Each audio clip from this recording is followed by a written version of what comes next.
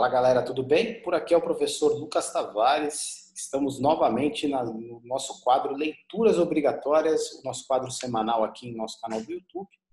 onde eu trago para vocês hoje um paper de extrema relevância para a prática profissional, denominado Predicting Power Output of Upper Body Use the Omni-Hash Scale, produzido pelo pesquisador Ilker Bautista e colaboradores, publicado no Journal of Human Kinetics em 2014. Esse paper ele inicialmente aborda uma questão de extrema relevância para quem trabalha com treinamento de força e potência, cuja discussão envolve o controle da intensidade no treinamento de força e potência.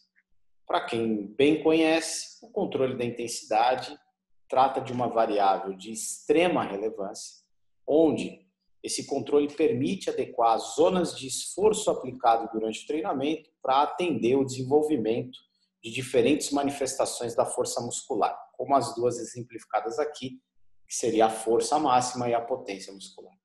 Para controlar a intensidade desse tipo de treinamento e determinar com que nível de esforço o indivíduo efetuará a sessão de treino, em especial atletas de alto rendimento,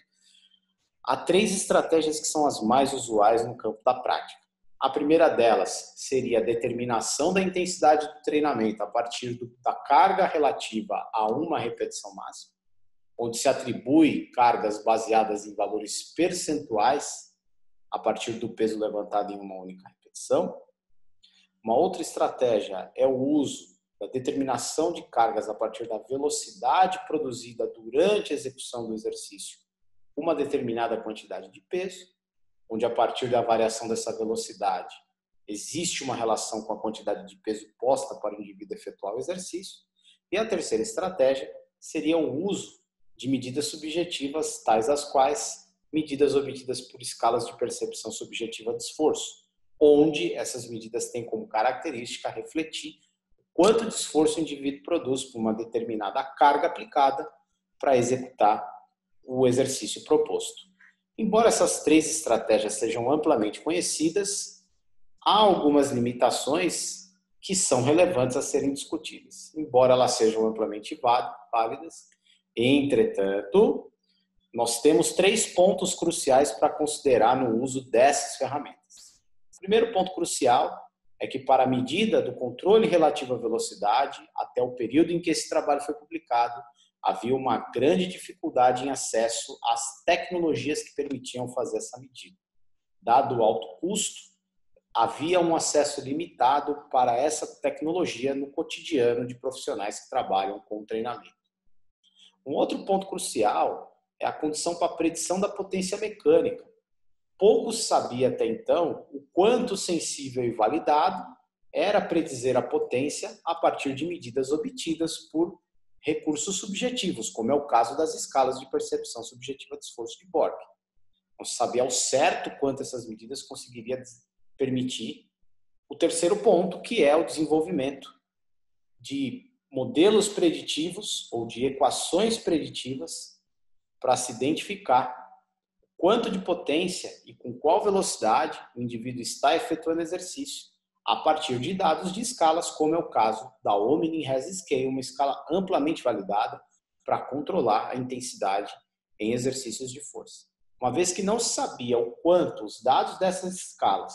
trariam condições aplicadas de maneira eficiente para predizer a potência mecânica e também para predizer a velocidade com a qual se efetuava o exercício, isso obviamente traz grandes dúvidas e traz uma série de limitações para o profissional tomar decisões e aplicar isso no dia a dia com a preparação física e com a organização do treinamento. Desta maneira, os objetivos que o presente estudo tinha eram basicamente 3. O primeiro ponto era determinar as zonas de intensidade para a potência mecânica.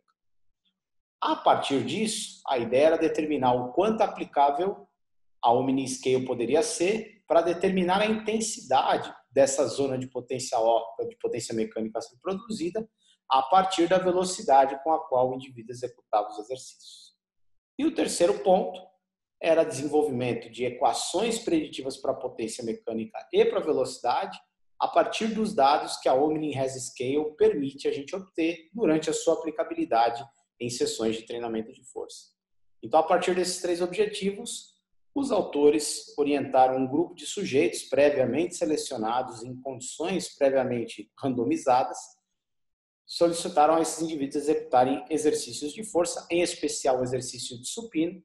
com variação de carga, para determinar as relações entre os parâmetros mencionados, que eram a identificação subjetiva pela Omni-Hess, a velocidade predita em uma equação preditiva, assim como a potência predita também por uma equação preditiva vinda de dados obtidos da escala Omni-Hess.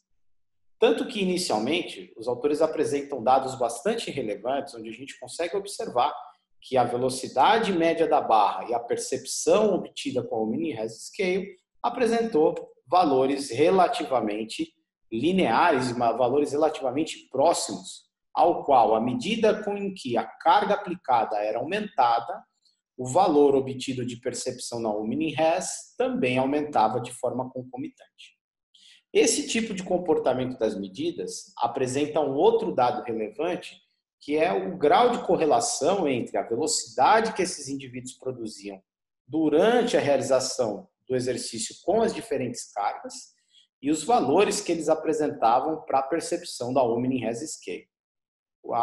Os valores de correlação obtidos, eles apresentavam uma relação que variava entre 60% e 90%, indicando que há uma associação de moderada para grande entre as medidas de velocidade e a medida de percepção com o uso da escala Omni-Hess. A exemplo de esclarecimento, a escala Omni-Hess é exatamente essa escala que vocês conseguem observar aqui na nossa tela à direita.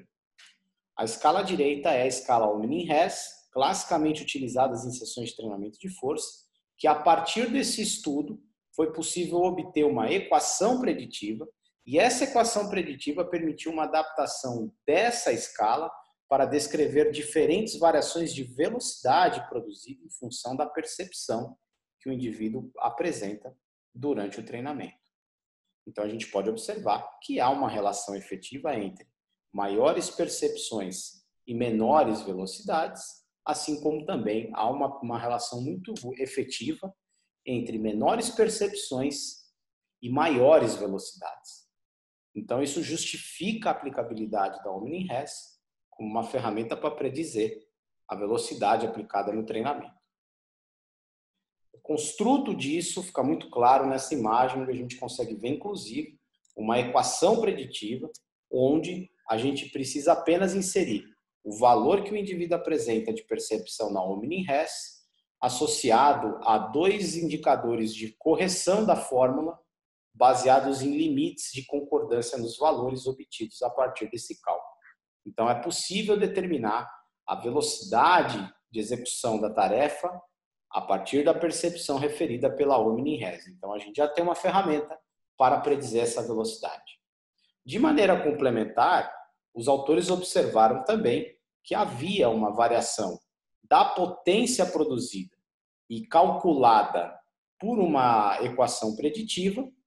equação essa que a gente pode ver aqui no nosso quadro, onde através desse gráfico de regressão, essa equação preditiva, quando aplicada à prática, permitiu observar um fenômeno bastante relevante. Qual fenômeno relevante? Foi possível observar que na Omni-Hess Scale, os valores que indicam a maior produção de potência em associação à maior produção de velocidade são os valores que são norteados por algo próximo a 3 ou 4 unidades arbitrárias referidas à escala Omni-Hess. Então, quando o indivíduo reportava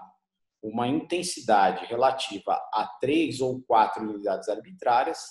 normalmente ele estava utilizando uma carga que o permitia apresentar a maior potência mecânica produzida, bem como a maior velocidade média durante a execução dessas séries, o que é muito bem representado pela equação preditiva aqui no quadro, em que nós conseguimos ver a massa multiplicada pela velocidade, pela aceleração gravitacional, o que configura a medida de força, e aqui, entre colchetes e parênteses, a gente consegue ver a equação preditiva da velocidade pela Omni-Hess, multiplicada pela equação de determinação da força produzida pelos indivíduos. Então, aqui um modelo bem simples de equação preditiva, onde a gente consegue pontualmente identificar, através das percepções, em que ponto o nosso indivíduo está produzindo tanto a maior velocidade quanto a maior potência durante esses exercícios. De forma complementar a isso, e para reforçar os achados a respeito da predição da velocidade, os autores mostram esse gráfico aqui, em que é possível percebermos que à medida com a qual o valor de percepção da Omni-Res apresenta um aumento ostensivo, há também uma queda bastante relevante da velocidade produzida. E esse tipo de cenário, nesse estudo que vocês estão vendo junto conosco, ele apresentou uma equação de coeficiente de determinação, que é uma estratégia estatística, para tentar explicar o quanto esse modelo apresentado no gráfico consegue representar as variações de cada um dos valores aqui apresentados. Esse R ao quadrado apresenta um valor de 0,87, o que representa uma explicação de até 87% dos dados apresentados aqui, conferindo assim uma boa precisão a esse parâmetro para apontar a velocidade associada à carga para executar o treinamento. Então, sim, parece que a Omni-Res Scale tem uma aplicabilidade relevante para determinar a velocidade e também para determinar a potência. Então, é possível, inclusive, através desse tipo de informação, a gente pensar no uso dessa escala somada à equação preditiva para determinar as cargas de treinamento baseadas na velocidade, que a gente hoje popularmente conhece por VBT. Então, é possível pensar no VBT através do uso da Omni-Res Scale e de suas equações preditivas. De forma adicional, a gente consegue ver novamente também aqui nesse gráfico que realmente os valores que transitam entre as unidades arbitrárias 2, 3 e 4 são os valores que refletem as maiores velocidades produzidas durante o exercício. De forma adicional, o que a gente encontrou aqui nesse estudo e o que foi observado pelos autores de maneira bem adequada é que os valores preditos pela escala, em se pensando em diferentes zonas de treinamento, eles permitem a nós concluirmos que as zonas de treinamento para potência apresentaria valores da Omni-Res Scale entre 4 unidades arbitrárias e 6 unidades arbitrárias, enquanto o treinamento para a força máxima apresentaria uma percepção de 7 a 9 unidades arbitrárias, o que vai ao encontro, de maneira muito interessante, aos valores de velocidade produzida durante a execução do exercício de supino. De forma interessante, a gente pode realmente pensar numa aplicação bastante válida da Omni-Res Scale para fazer uma ancoragem das zonas de intensidade a fim de trabalhar diferentes manifestações da força muscular. Tá? Quais considerações esse estudo pode nos trazer e que a gente efetivamente precisa pensar com muito cuidado antes de levar a ferro e fogo os resultados aqui apresentados? As primeiras considerações envolvem o fato dos achados aqui nesse estudo nos permitir concluir que a Omni-Res Scale tem uma boa validade para predizer a potência mecânica e também permite a nós aplicações interessantes para determinar zonas de intensidade e carga ótima para a produção da potência, uma vez que esses dados se cruzam com também a maior produção da velocidade.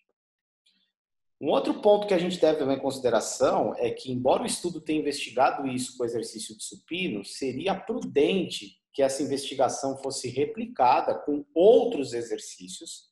para estabelecer melhores conclusões e condutas de aplicação prática da Omni-Res Scale, uma vez que cada exercício pode apresentar variações mecânicas relevantes no que diz respeito principalmente às suas cadeias cinéticas. Isso pode alterar por completo a capacidade preditiva das equações, bem como as zonas de encontro a essa questão da potência mecânica e da velocidade.